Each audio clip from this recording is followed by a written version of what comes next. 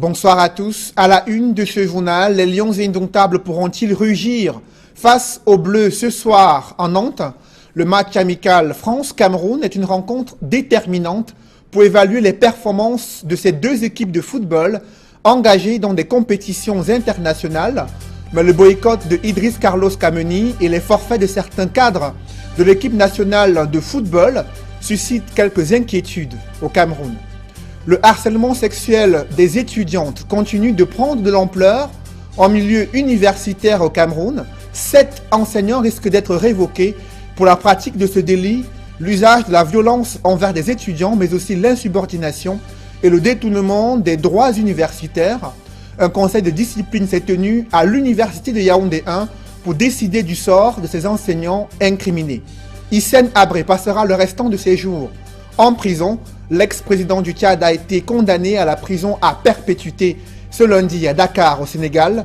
Le tribunal l'a reconnu coupable de crimes contre l'humanité, esclavage forcé et certains crimes de guerre. Évocation dans ce journal d'un long feuilleton judiciaire inédit sur le continent africain.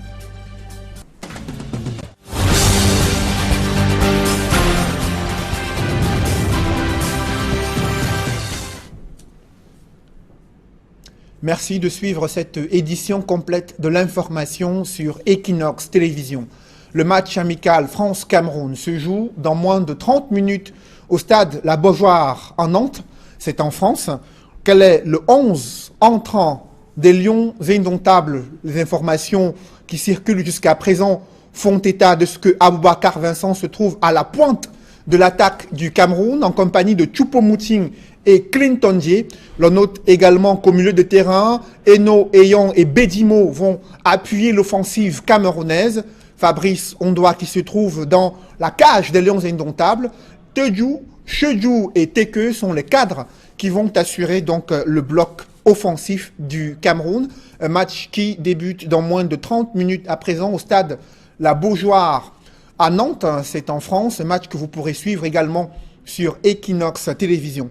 Mais l'on note que les premiers matchs de football opposant la France au Cameroun remontent aux années 50.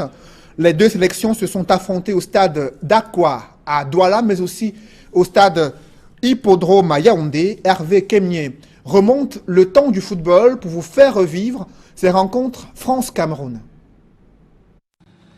Les oppositions entre la France et le Cameroun ont démarré avant l'indépendance dans les années 50.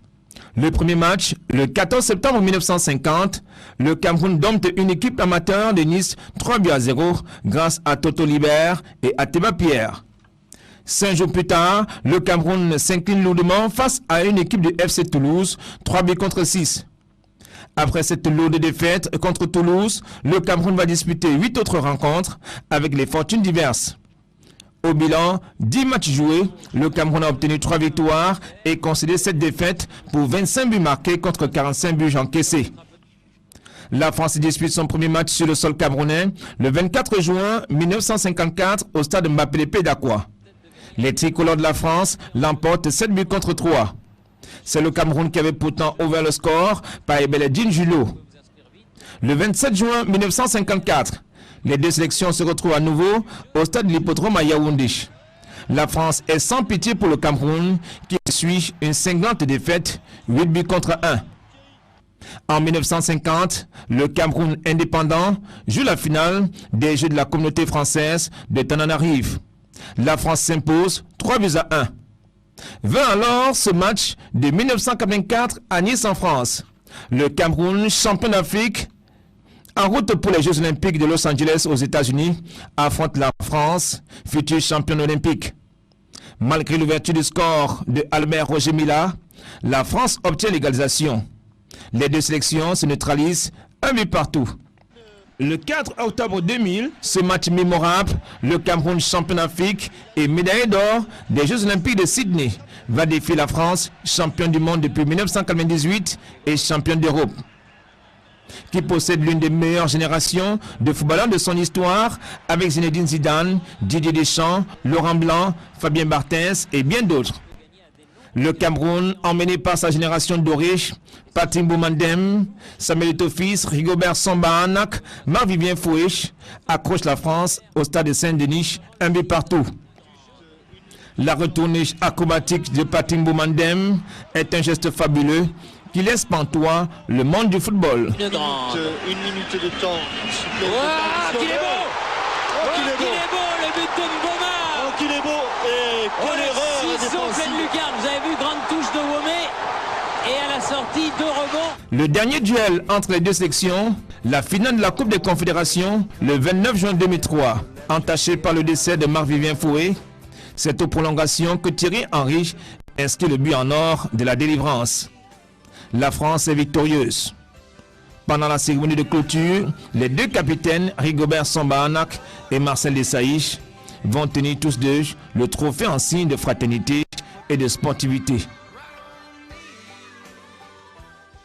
Des informations qui nous parviennent à l'instant font état des dernières modifications dans le 11 entrant des Lions indomptables qui affrontent ce soir les Bleus dans le cadre d'un match amical. On note que pour Aboubacar Vincent, il reste à la pointe de l'attaque. Cependant, il sera appuyé par Jacques Zoua et Toto Ekambi.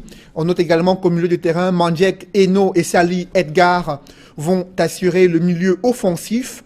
Le bloc défensif du Cameroun est constitué de Tchodjou, Teke, Oyongo et Alain Nyom. Et dans la cage des Lions indomptables, Fabrice Ondoa, qui va démarrer la première mi-temps de cette rencontre, de ce match amical France-Cameroun.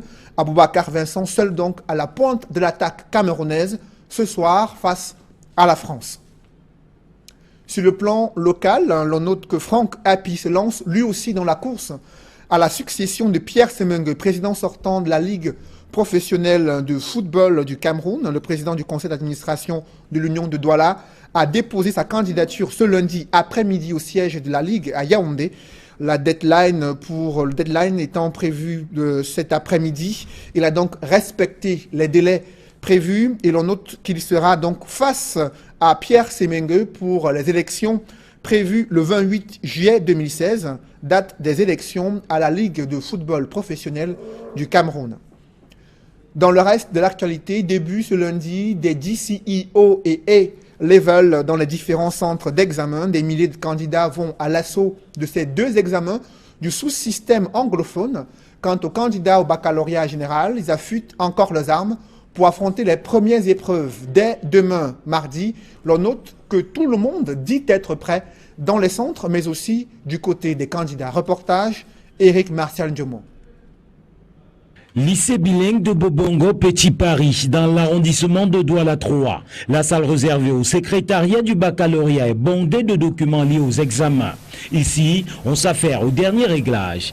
Nous sommes au stade de la préparation du site. C'est-à-dire nous avons déjà aménagé les salles de composition. Aménager, ça veut dire quoi? On a placé le nombre de bancs qui est demandé par l'EBC. On a numéroté les bancs. On est en train de faire la propriété dans le site, propriété partout dans les alentours et même dans nos toilettes. En ce qui concerne le secrétariat, proprement dit, tout est prêt parce que les feuilles de composition sont déjà comptées, les brouillons et la répartition des tâches des membres du secrétariat est déjà faite. 850 candidats sont attendus dans ce sous-centre d'examen. Les consignes de sécurité et recommandations particulières ont été données. Côté candidats, l'on dit être prêt à affronter les épreuves. Nous sommes là au lycée pour garantir nos places, pour regarder nos places particulièrement. Là, pour que demain matin, quand nous arrivions, nous n'avons pas de stress, nous ne sommes pas pressés, nous ne courons pas de part et d'autre pour chercher nos salles de classe. Non, je me sens très relax, je me sens si fort, parce que j'ai confiance en moi-même. Il n'y a pas de stress, quoi. Je me sens à l'aise, je suis vraiment curieux et j'attends vraiment l'épreuve. On a au programme demain l'épreuve de philosophie puisque c'est le bac C. L'établissement abrite aussi les épreuves des DCEO et A-Level. Les responsables font savoir que les deux examens, tout comme les candidats, se côtoieront sans heurts. Idem au lycée de Nilon-Brazzaville qui abrite ces deux examens des systèmes anglophones et francophones. Les premières épreuves des DCEO et A-Level ont démarré ce lundi dès 8 h. Les candidats les apprécient. Les questions étaient abordables, faciles à répondre. Si on a composé Economics, ça a été abordable, c'était pas si facile, c'était pas si difficile que ça, c'était aussi si facile que ça. Les DCIO et A-Level s'étaleront sur 3 semaines, alors que le baccalauréat de l'enseignement général prend fin vendredi prochain.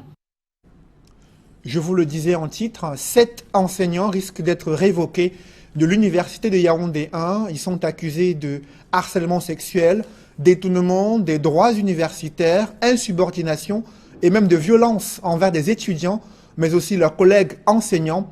Un conseil de discipline s'est tenu pour examiner au cas par cas les sanctions à infliger à ces enseignants incriminés. Reportage Marcelin Gansop. Ça commence à devenir une habitude à l'université de Yaoundé 1, celle de voir des enseignants convoqués en conseil de discipline pour répondre des faits de harcèlement vis-à-vis des étudiants. Même si rien n'a encore filtré du conseil de discipline tenu vendredi dernier sous les auspices du ministre de l'enseignement supérieur et de son collègue de la fonction publique, il n'y a que les faits reprochés aux 7 enseignants convoqués sont suffisamment graves. En plus du harcèlement sexuel, psychologique et moral, ces enseignants, dont les noms restent secrets pour l'instant, sont accusés de plagiat, d'insubordination et de comportements violents et agressifs envers l'administration, mais également envers les collègues et les étudiants. L'on parle aussi des actes de corruption et de détournement des droits universitaires, sans oublier l'insuffisance académique caractérisée. Soit au total, pas moins de 7 chefs d'accusation, les uns aussi préoccupants que les autres. Les enseignants incriminés qui se sont présentés, assistés de leur conseil juridique, attendent maintenant d'être fixés sur leur sort.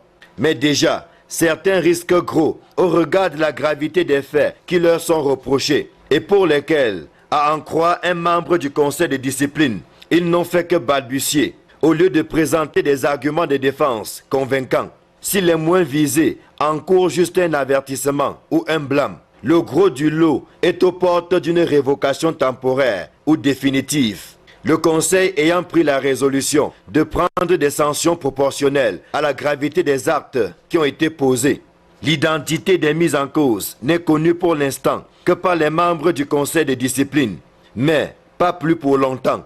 Le ministre de l'Enseignement supérieur, à qui les délibérations et résolutions ont été transmises, va prendre des décisions qui seront rendues publiques bientôt.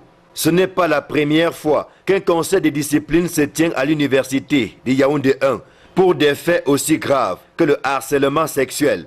La dernière fois, un enseignant en avait payé le prix fort puisqu'il avait été écarté des amphithéâtres. Mais visiblement, cela n'a pas servi de leçon aux autres. Restons à Yaoundé où l'interdiction de la vente de la volaille suscite des grincements de dents chez les commerçants du marché Mvogada. Pourtant, cette décision du gouvernement vise à limiter la propagation de la grippe aviaire, mais ces vendeurs de poulets dénoncent le manque de mesures d'accompagnement pour éviter de plonger leur famille dans la misère. Emmanuel Diop et Aïk Cyril.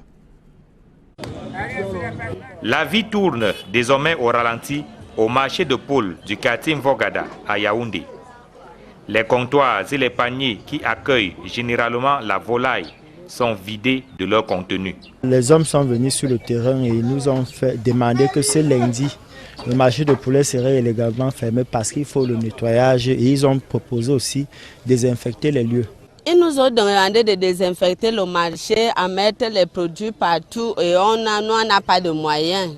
Un arrêté du ministre de l'Élevage, des Pêches et des Industries animales interdit désormais la vente de la volaille dans le département du Mfundi depuis la résurgence de la grippe aviaire au complexe avicole de Mvogbeti. La grippe aviaire qu'on parlait là, nous on ne connaît même pas ça, puisque nous on se nourrit de poulets morts. Et là, il n'y a pas de problème, même jusqu'à la maison. Nous on n'a pas de problème pour le poulet mort. S'il y a de la grippe aviaire en Mvogbeti, qu'on désinfecte là-bas, on tue tous les poulets qui sont là-bas et on désinfecte le marché, nous on continue la vente. Les commerçants ici sont forcés de faire du nettoyage pour désinfecter les lieux. Mais la cessation de leurs activités ne va pas sans conséquences. Nous vivons les difficultés sur les lieux parce que le poulet n'occupe pas seulement l'activité rien que des vendeurs de poulet. Il y a plusieurs familles qui vivent du poulet. Il y a des gens qui font la rôtisserie, qui font dans beaucoup de choses. Le poulet a plusieurs activités, plusieurs secteurs. Donc c'est beaucoup de familles qui sont en chômage. Je n'arrive plus à nourrir ma famille qui est à la maison. Voici déjà les 4 jours-ci, là, ça ne va pas. J'ai même essayé de vouloir faire le clando avec ma vieille voiture que je fais le peuple avec. Le poids de ce chômage forcé commence à peser et les commerçants contraints de fermer boutique demandent la levée de la suspension. Aujourd'hui, il y a plus de 2000 Camerounais qui vont dormir affamés parce qu'on a fermé des marchés.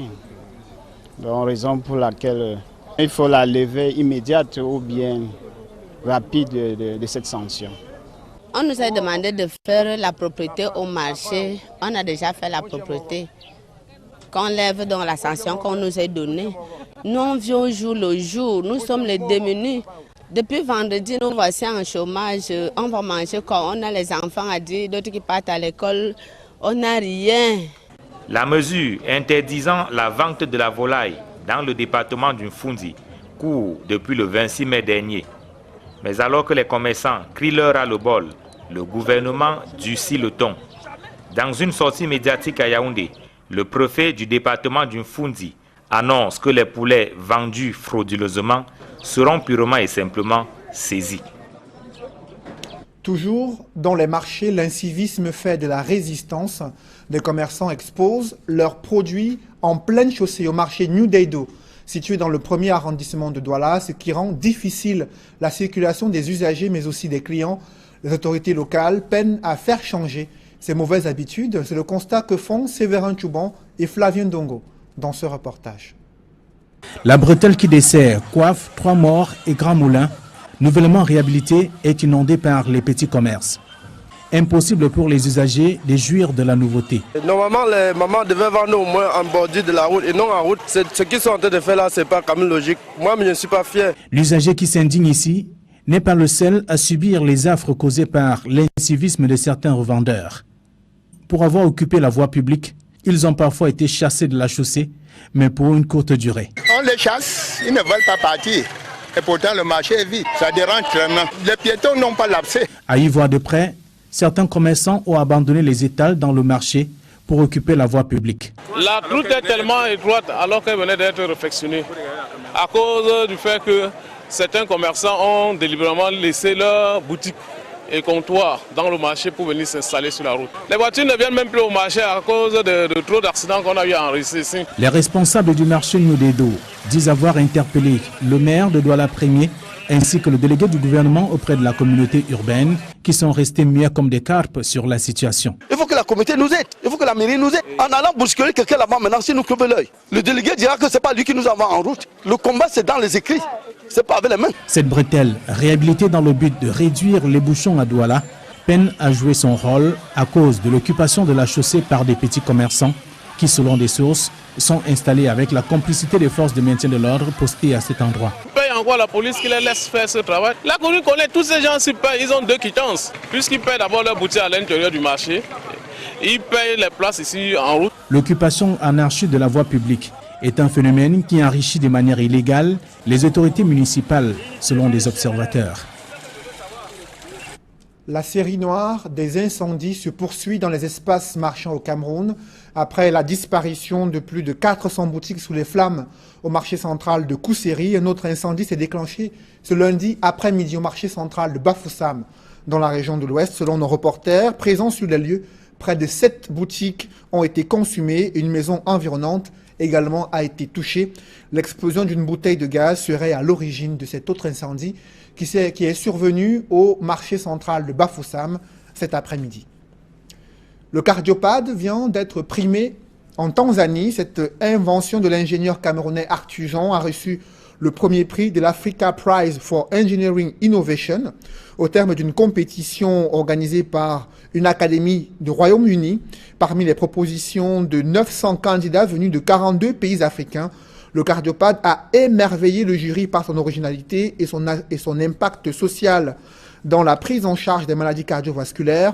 Artusan a reçu une prime d'encouragement de 23 millions de francs CFA et une médaille en or. Parlons à présent du processus de décentralisation dans le département du Nion-et-Kélé. Les maires de la région du Centre ont été appelés à mettre des outils de transparence dans la gestion de leur commune. C'est une recommandation du préfet du département du Nion-et-Kélé au cours d'un séminaire de formation de ses élus locaux. Plus de précisions avec Aurore Bayema. Dans le cadre du processus de décentralisation d'une commune quelconque, la capacité managériale du maire demeure la condition sine qua non en vue du développement d'une mairie. Telle est l'idée que défend le préfet du département du Nion-et-Kélé. Pendant qu'ils sont présents physiquement, en leur absence, la commune tourne. C'est un appareil qui doit tourner en présence ou en l'absence du maire. Le maire est un leader qui n'est pas appelé à être systématiquement sur place tous les jours. Il est appelé à faire des démarches extérieures. Il faudrait qu'après lui, que la commune ne soit pas bloquée. Donc en fait, c'est cette première principale recommandation que j'ai. Et il y a ceci aussi que la reddition de comptes. C'est un principe fondamental de la bonne gouvernance. Donc quand le maire agit, il faut qu'il rende compte. Et le transfert de compétences et de ressources demande également cette reddition de comptes. Des propos qu'il a tenus au terme du démarrage des travaux du séminaire de formation des maires de la région du Centre qui s'est tenu dans la ville d'Ezeka. L'objectif central de ce séminaire s'articule autour de la maturation des projets. Une synchronisation de chaque membre qui constitue une commune est un point essentiel dans la marche vers le processus de décentralisation, selon le maire de Bout-Makak. La délégation des compétences, ou bien de signature et tout, c'est clair dans les textes. Le maire peut déléguer et les délégations sont prévues par les textes. Il faudrait aujourd'hui que dans le cadre de cette délégation de compétences ou d'attribution, ou de dispatching de travail, je préfère, parce qu'il ne faut pas utiliser les groupes, il faut être pragmatique. L'élément clé, c'est le degré de collaboration de la personne à qui vous déléguez. Parce que nous gérons des aspects politiques et la pierre angulaire, c'est la confiance. Un appui financier s'avère providentiel d'après le maire d'Ezeka. C'est cette difficulté-là d'acquérir au niveau de la municipalité en fait, un certain nombre de terrains, de lots de terrain pour asseoir tous les projets qu'on vous envoie pour